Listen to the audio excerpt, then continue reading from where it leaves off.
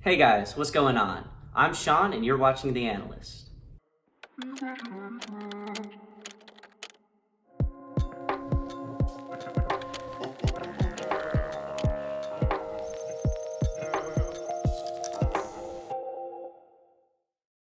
So, if you follow us on Facebook, you probably saw the poll regarding our next video.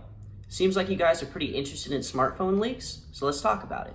I want to preface the video by saying that I'm not going to be able to get to every single phone and every single manufacturer. Instead, I'm going to go ahead and focus on the three major companies that are important to me. That's Apple, Samsung, and OnePlus. If you guys are interested in learning more about other companies or carriers or devices, go ahead and leave a comment down below and we'll check it out. I want to start off by talking about Apple.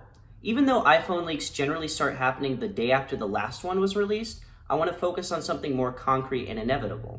That is, iPads. Over the last few years, Apple has started doing something of an education-based event, highlighting the usefulness of entry-level iPads to students.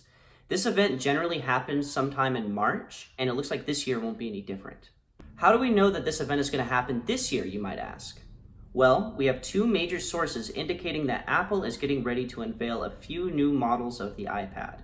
First, Apple just registered 7 new models with the EEC, Eurasian Trade Commission. This is something that's required of companies like Apple before they release a new product on the market. Second, a bit of coding found within iOS 12.2 indicates that Apple is getting ready to support potentially 4 new iPads in the software.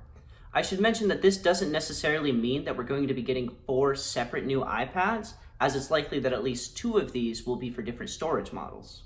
It's pretty much a given that at least 2 of these models will be a refresh of the entry-level 9.7-inch model. But what about the other 2? According to numerous sources, including Forbes, we might be seeing a long-awaited refresh of the popular iPad mini. This upgrade has been long overdue, considering that the current iPad mini 4 is still carrying the A8 processor found in the iPhone 6. Not to mention that there are already rumors circulating that the A8 generation devices might be getting axed with the upcoming update of iOS 13. If that truly is the case, then Apple will need to refresh this iPad unless it plans on discontinuing the line altogether. What about the 9.7-inch iPad? Well, there are also quite a few sources indicating that the display could get stretched out to an even 10 inches, adding a little bit more room for students and entry-level users who want to take advantage of multitasking. There are also a couple of leakers that believe that one of the models registered could be a refresh of the good old iPod Touch. This would definitely be a weird refresh, especially considering the market for MP3 players is all but dead. But maybe Apple wants this product to go out with a bang, as mentioned by YouTubers like Rene Ritchie and Zone of Tech. Along with iPads, we could be getting a little tease of what iOS 13 might be bringing to the table. The software is rumored to provide a more usable file system, which has been long overdue, a dark mode similar to what macOS introduced with Mojave, and a new home screen setup for iPads.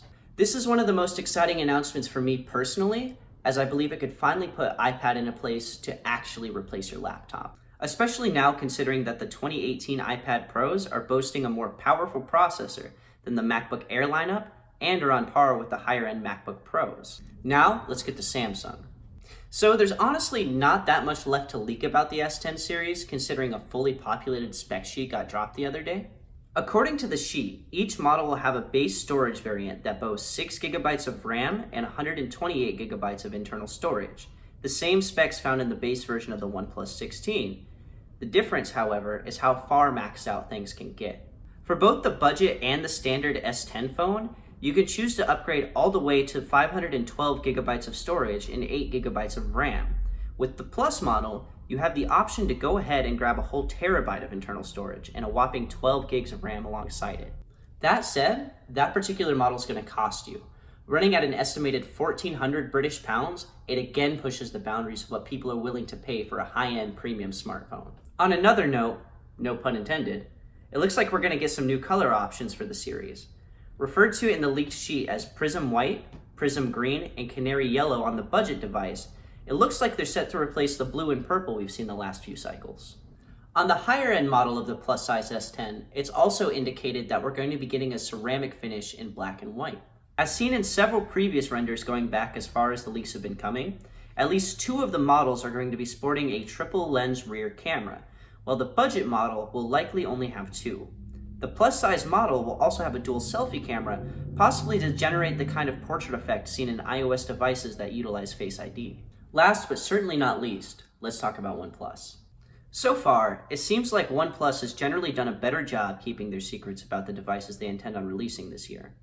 Although we've seen at least one leaked photo of what appears to be the next generation of OnePlus devices, it's relatively uncertain whether the leaked device is the OnePlus 7 or the 5G device they've been hinting at for a while. That said, OnePlus is set to unveil something this month at MWC 2019.